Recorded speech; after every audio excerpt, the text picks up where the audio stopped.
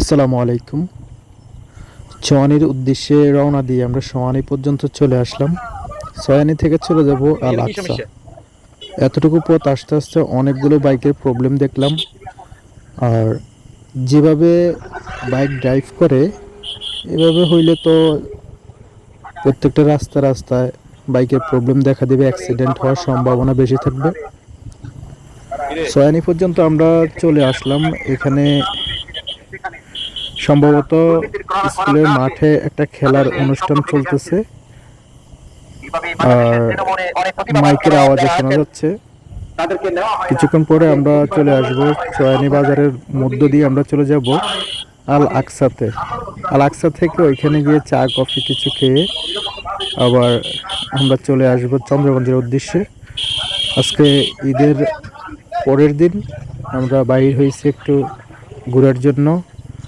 আর ঘুরতে ঘুরতে দেখি প্রত্যেকটা রাস্তায় বাইকের প্রবলেম।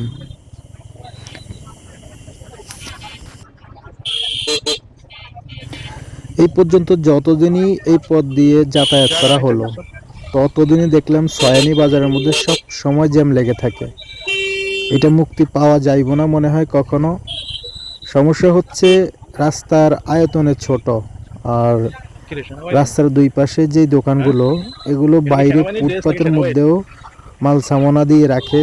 এর কারণেই বেশি সমস্যা দেখা যায়। যেমন মানুষ চলাচলের যেই রাস্তাটা এটা একদমই ব্লক। মানুষ চলাচলের রাস্তাটা ব্লক হওয়ার কারণে সাধারণ জনগণ রাস্তার উপর দিয়ে চলাফেরা করে। আর তার মধ্যে তো দুই সাইডে গাড়ি আছেই। যাক, অবশেষে আমরা সয়ানি বাজারের জঞ্জাট পেরিয়ে আমরা বাজার থেকে বাইরে চলে আসছি। আর এই সয়ানি বাজারের মতো সেম এই রোডের মধ্যে রাজগঞ্জ যে বাজারটি, ওই বাজারটিও সব সময় জ্যাম লেগে থাকে।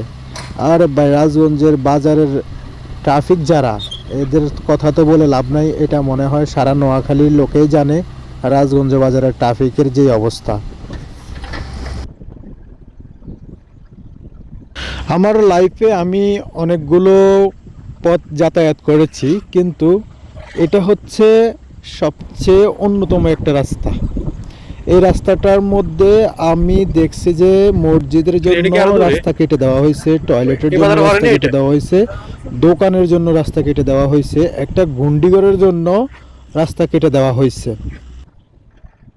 এই কাজটা কেন করা হয়েছে আদৌ আমি খুঁজে পাই নাই। আচ্ছা যাক, মানলাম মুসলমানের সামাজিক প্রতিষ্ঠান, আল্লাহ তাআলার ঘর মসজিদ, মসজিদের জন্য একটু স্যাক্রিফাইস করা যায়, কিন্তু বাকি টয়লেটগুলোর জন্য কেন রাস্তাটা কাটা হয়েছে আমি সেটা আজও খুঁজে পাই নাই। অবশেষে আমরা চলে আসলাম আল আকসাতে। আমরা এখানে বসবো, বসে আমরা এমনি এমনি চা কফি কফি খাই খাবো, চলে। খেয়ে তারপর আমরা ইনশাল্লাহ চলে যাব। ভালো থাকুন, সুস্থ থাকুন। দেখা হবে কোনো এক ব্লগ ভিডিওতে। আল্লাহ হাফেজ। ওই মাছ দিয়ে যাইতাম না। ভালো লাগে না এদের লং জার্নি করতে।